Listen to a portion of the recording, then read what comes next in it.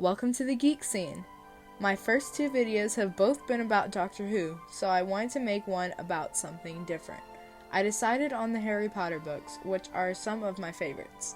Since I haven't done anything on my channel besides Doctor Who before, I decided to just start with a ranking of all the books so I can see how you guys like it. Just to be clear, I don't think any of these books are bad. I love all of them and they are all very close to my heart. With all that out of the way, let's just get right into the ranking. Starting off at the bottom of the list, number 7 is Harry Potter and the Chamber of Secrets. This one is a pretty popular opinion, I think. I have a hard time describing how I feel about the Chamber of Secrets.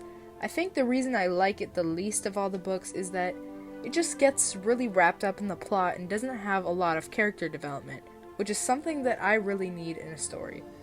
The whole time, it feels like all the characters are doing is trying to solve the mystery and find out about the monster and the heir of Slytherin and all that jazz, but they don't have many, casual interactions like in the first book.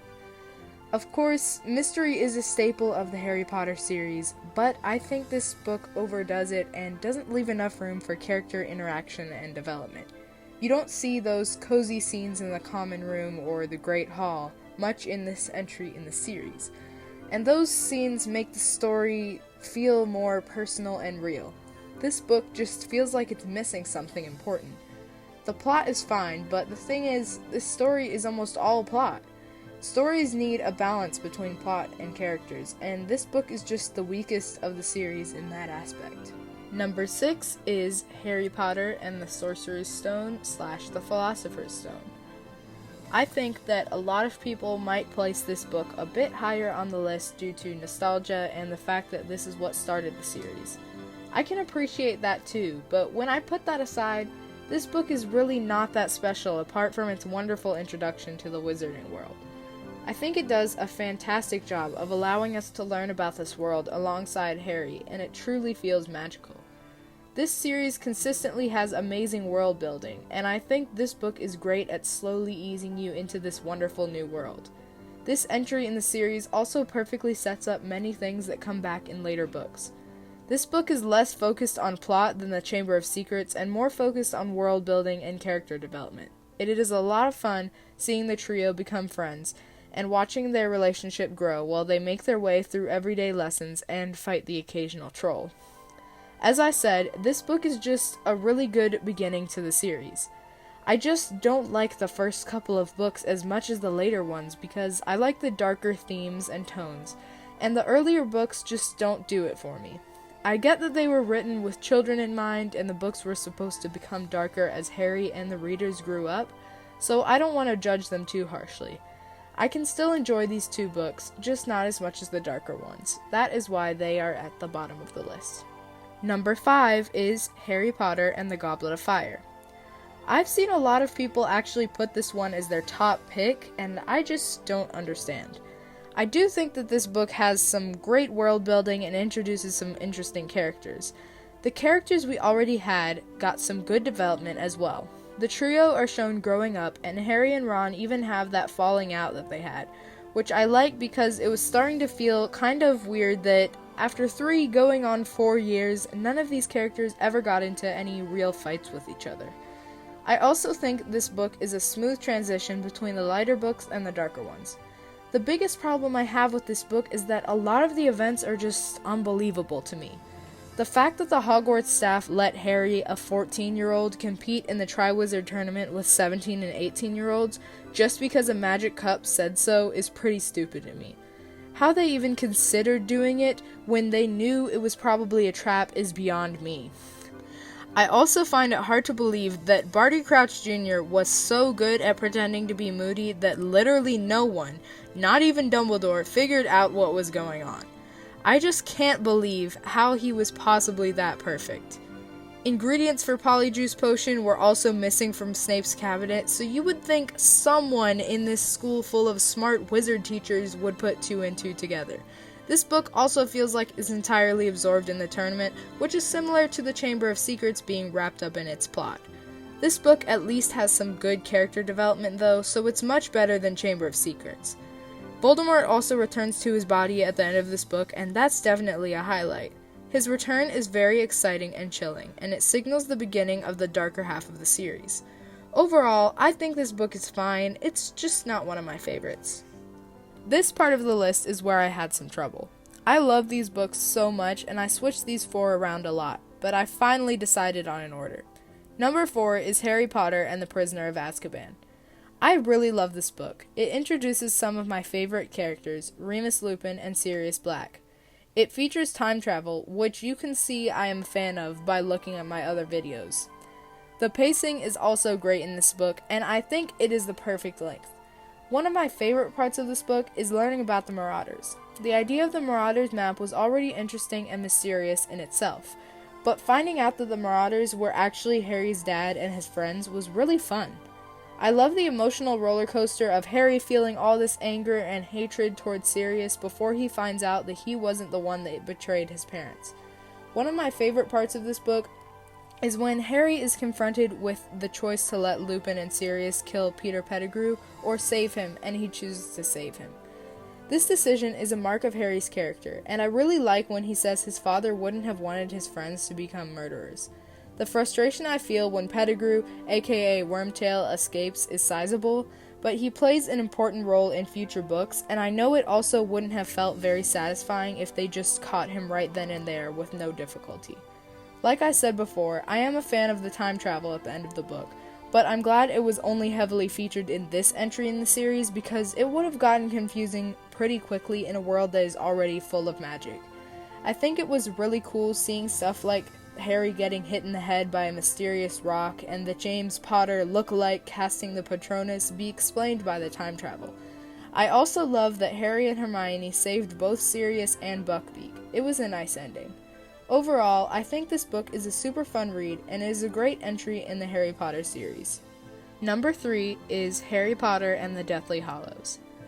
I love Deathly Hallows for many reasons. It ties up most of the many plot threads from previous books perfectly.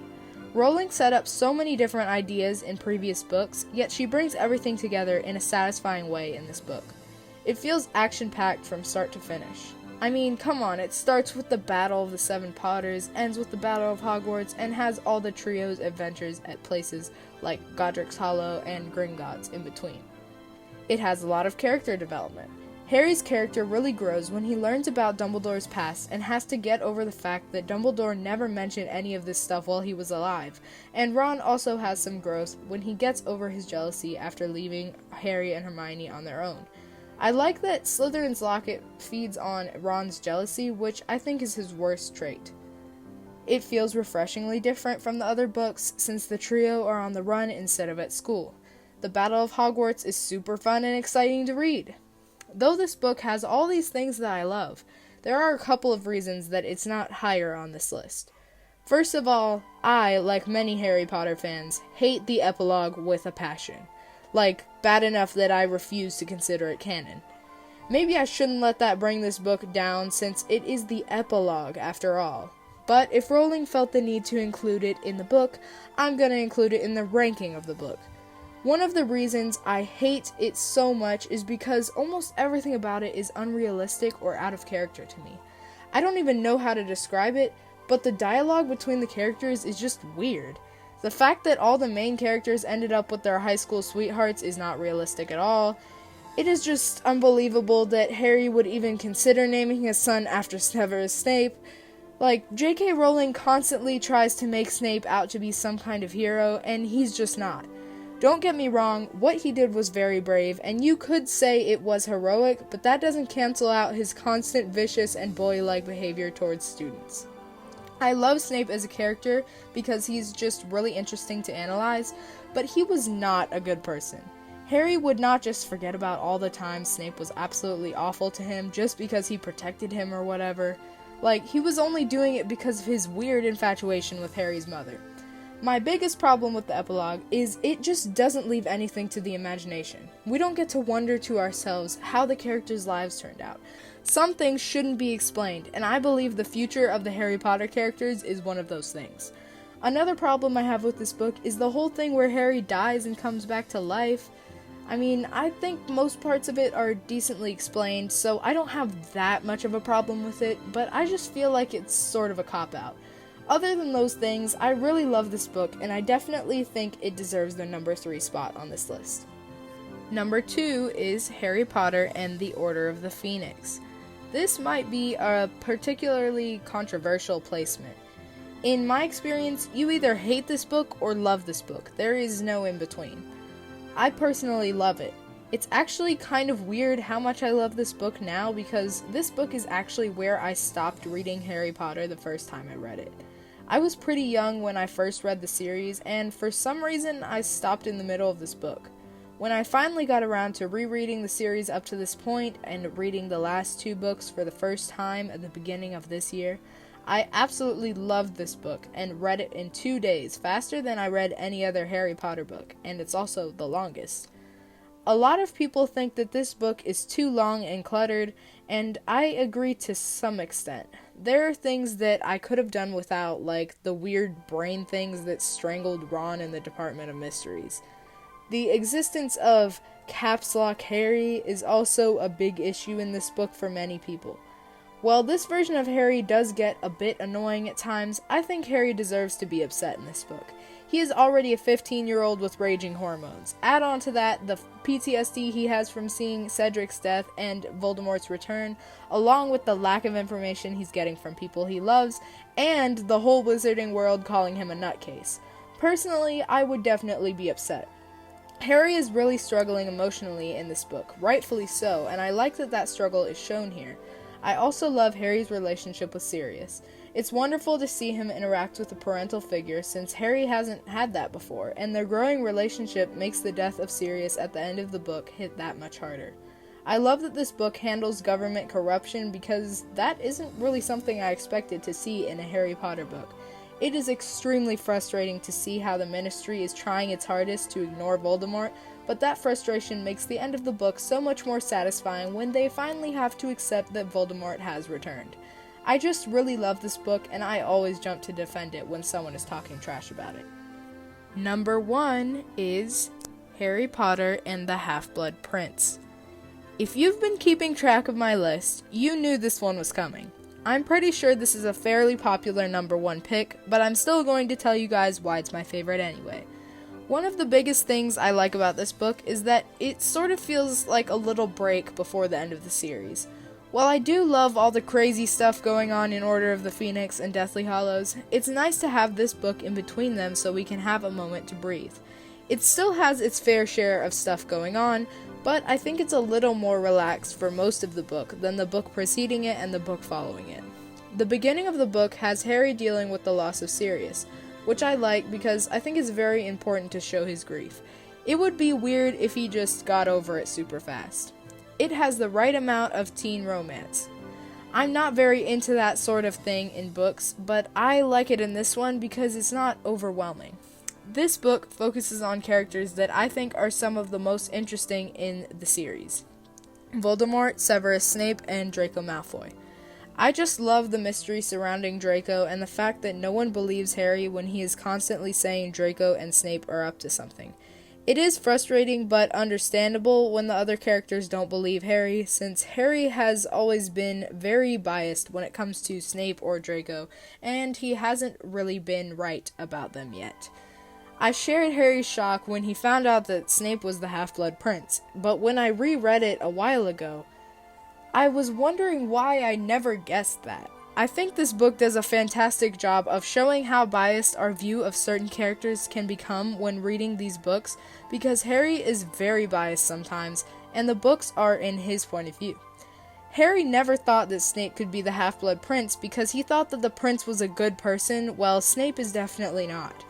Because of this, despite the fact that the Half-Blood Prince book is a potions book and Snape is a potions master, I never thought it could be him either. When Snape kills Dumbledore, it is also super shocking and it hurts a little because we know that Dumbledore trusted Snape. This just makes that whole chapter in Deathly Hallows, when we find out Snape's true motivations, so much better. This book is also great at humanizing Draco Malfoy and adding more depth to his character, and it truly breaks my heart when he talks about the fact that he has no choice but to kill Dumbledore or Voldemort will kill him. Learning about Voldemort is also very interesting, and I always enjoy the scenes in the Pensieve when Harry and Dumbledore look into his past. This book is also super important because it sets up the idea of Horcruxes, and destroying them is the main goal of the trio in Deathly Hallows. I just really love this book, and I truly think it is the best Harry Potter book. Thank you guys so much for watching. I know this video is different from my previous ones, but I hope you guys enjoyed it. Let me know if you would like to see more Harry Potter videos in the future. Next week, I plan to upload my review of Doctor Who Series 2, so I hope you guys will tune in for that. Don't forget to like, subscribe, and comment your thoughts on my ranking. How would you rank these books? I would love to see your opinions in the comments. Thanks again for watching, and I will see you guys next week.